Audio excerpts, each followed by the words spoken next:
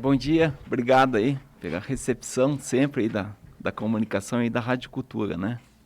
Também desejar aí um 2022 que seja um ano do bem, né? Porque a gente precisa disso e precisa que as pessoas estejam envolvidas aí e um sentimento de pertencimento à Foz do Iguaçu, né? Que isso eu acho que ainda a população ainda precisamos construir cada dia mais. Em relação a transporte coletivo em Foz do Iguaçu, como é que a população pode ter um 2022 bom? Então, eu acredito que a questão do transporte, aí são situações aí que a gente vem há anos falando, né? Eu, desde que estou em Foz, aí, desde 98, eu escuto as reclamações, entendeu? Não é desta concessão, deste contrato. Nós temos aí várias situações negativas perante todo esse contrato, né? Então, desde a da questão do nascimento dele, da Operação Riquixá, que corre em Guarapuava, né?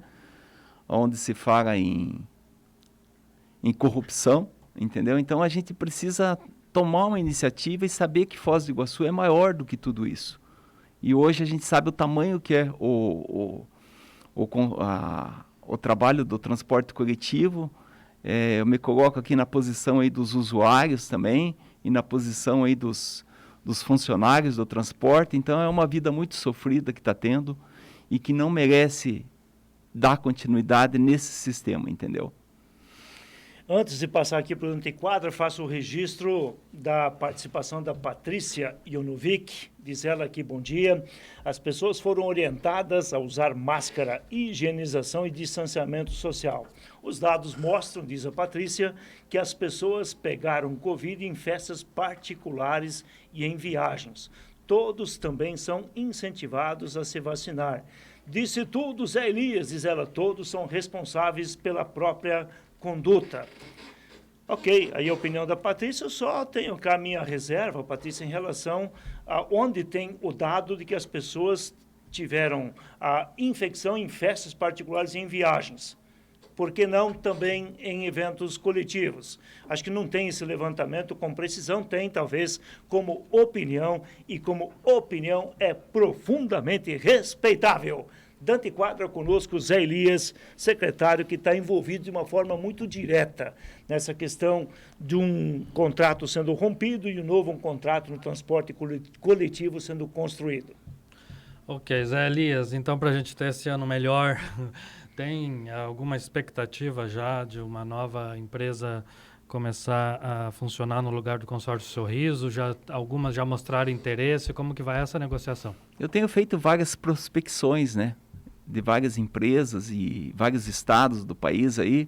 A gente acredita muito aí que vão ter vários participantes aí. Num possível contrato emergencial aí. Pela lei nova de licitações, a gente já está prevendo um contrato emergencial de 12 meses, né? Que é o tempo que a gente vai ter para construir uma nova licitação. 12 meses de contrato emergencial? Sim. É a previsão? A previsão. Antes de você perguntar, Cida Costa, eu lembro você que já está em plena atividade lá o restaurante do Maurélio, o restaurante Charrua, o melhor rodízio de bistecas em Foz do Iguaçu. Sabor e preço fizeram do restaurante Charrua do Maurélio a melhor opção para o seu almoço ou o seu jantar. Almoço de segunda a sábado, jantar de segunda a sexta-feira. Cida Costa. A pergunta ao secretário, a prefeitura tem um tempo de 40 e poucos dias para fazer todo esse trabalho. Já se passaram uma boa parte desses dias. O tempo será hábil ainda para fechar tudo isso e encerrar no prazo estipulado? Eu acho que é um tempo necessário, né? Esses 45 dias também seria um tempo assim que as empresas dariam um aviso prévio para os funcionários, né? E a gente sabe que existe um pouco de morosidade por causa das empresas. Eu tenho tentado, hoje mesmo tentei contato com o Camilo aqui, porque independente da busca judicial aí pela permanência do consórcio em Foz do Iguaçu, a gente precisa tratar de temas relevantes, né? Por exemplo? Por exemplo, os créditos do cartão único. A gente sabe que os créditos do cartão único, eles estão específicos para o consórcio que está. Na eventual troca, que venha outra empresa aí, principalmente quem compra o Vale Transporte, que são as empresas, elas precisam saber o período. E a questão da data definitiva é uma data que eu quero tratar com o consórcio também, porque nós temos duas possíveis datas. Nós temos a data de publicação, que foi publicado no dia 22, a caducidade, mas nós temos a data também que nós conseguimos pegar a anuência deles por escrito, que foi no dia 5 de janeiro. Entendeu? Então, onde eles deram o ok formalmente foi no dia 5 de janeiro.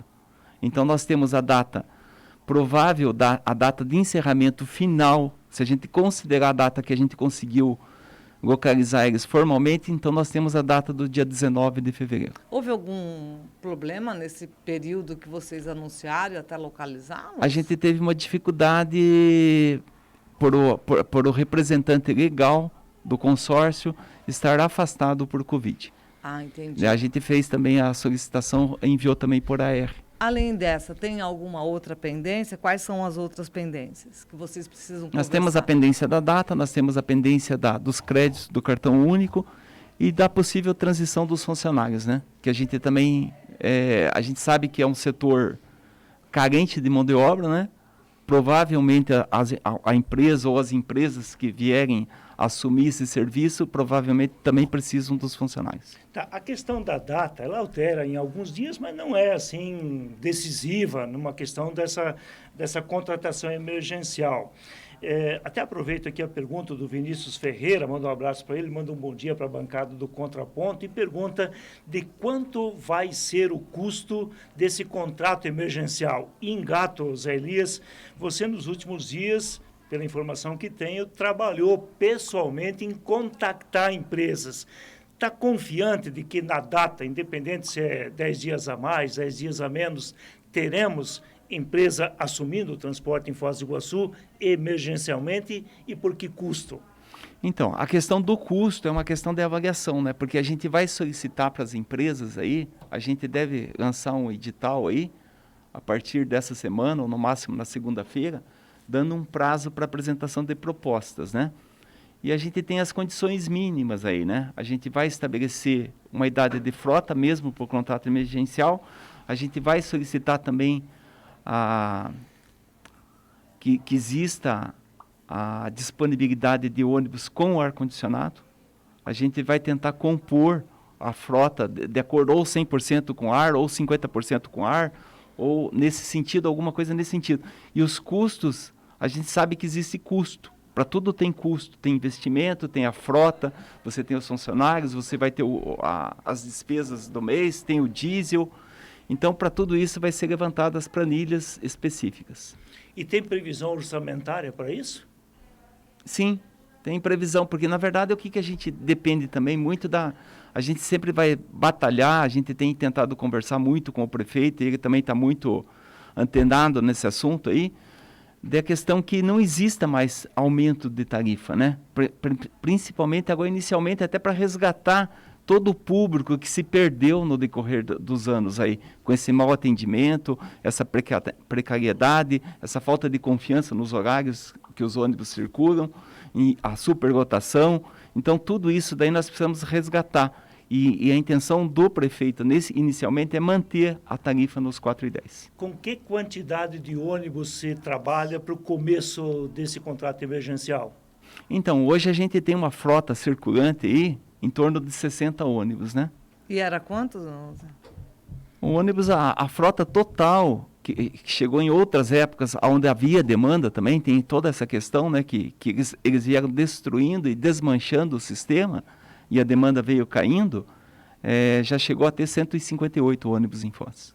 Certo. E a ideia é trabalhar com 60, então, nesse começo? Não, a ideia é adequar, porque vai ser um contrato provisório e emergencial. Mas por 12 meses. Mas ali é um contrato até reduzido, né? Porque, na verdade, não estamos falando um contrato definitivo, né? Então, certo, a gente... Mas quantos ônibus para esse começo? Hoje a gente tem 26 linhas sendo atendidas. A gente pretende iniciar o atendimento com 36 linhas. Então, representa 40% a mais de linhas para Foz do Iguaçu.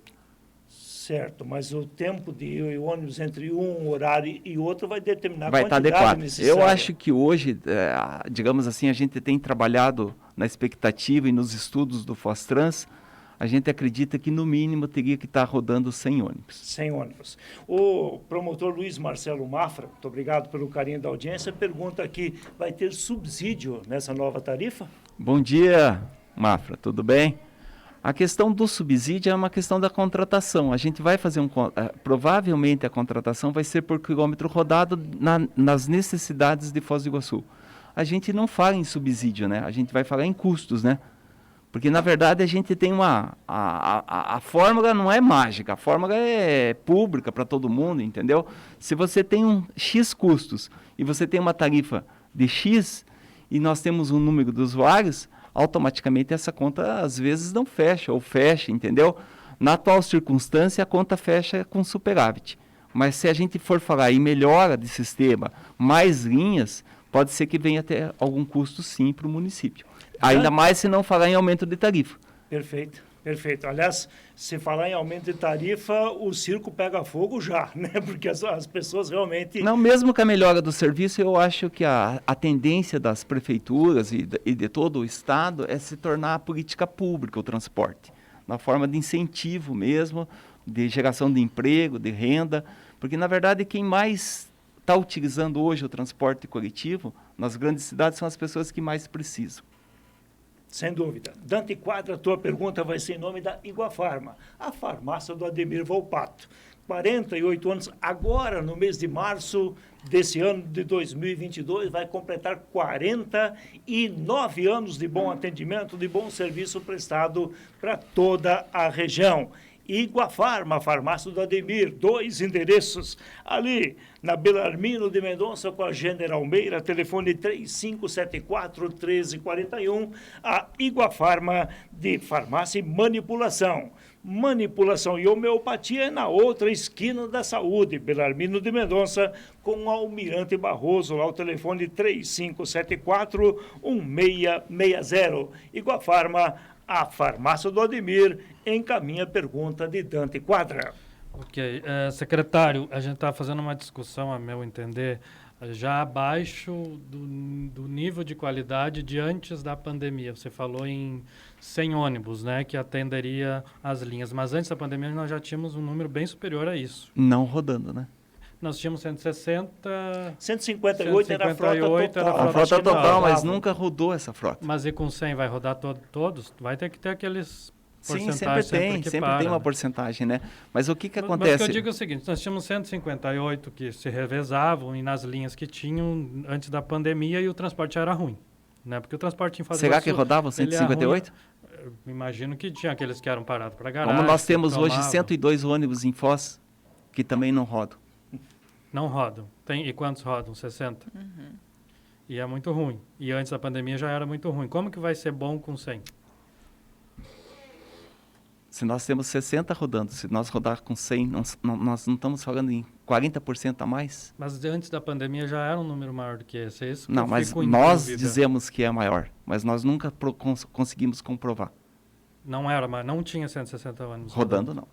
Tem comprovação disso? E eles cobravam como, então? Porque todo reajuste não, eles cobravam era bilhetagem, né? Sempre foi bilhetagem, entendeu? Mas todo reajuste de tarifa entrava essa conta aí para a planilha e o Fostra sempre aprovou. Aonde a gente fez a defesa judicial amparado nisso. Que o sistema do tamanho que está, a tarifa às vezes está muito alta.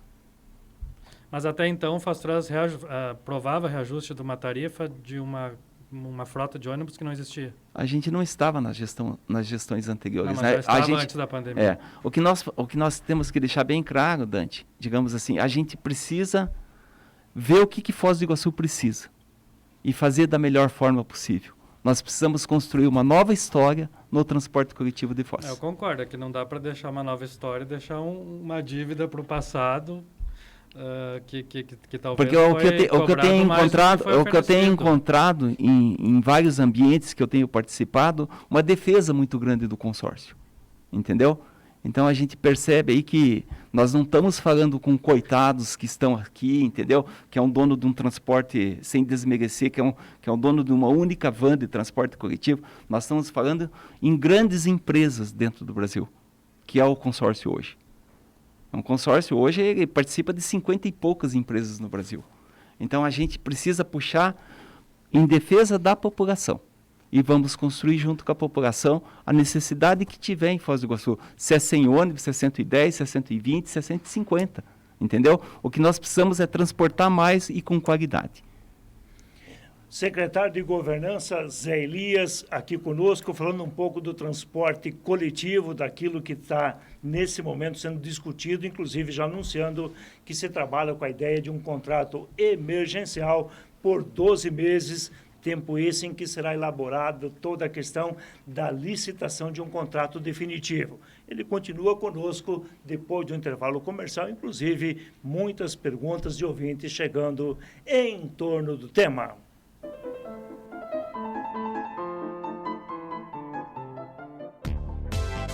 Rádio Cultura 820 AM, uma emissora da rede Costa Oeste de Comunicação, conectada com você. 11h48. A pátria que acolhe. A pátria que trabalha. A pátria que é honesta. A pátria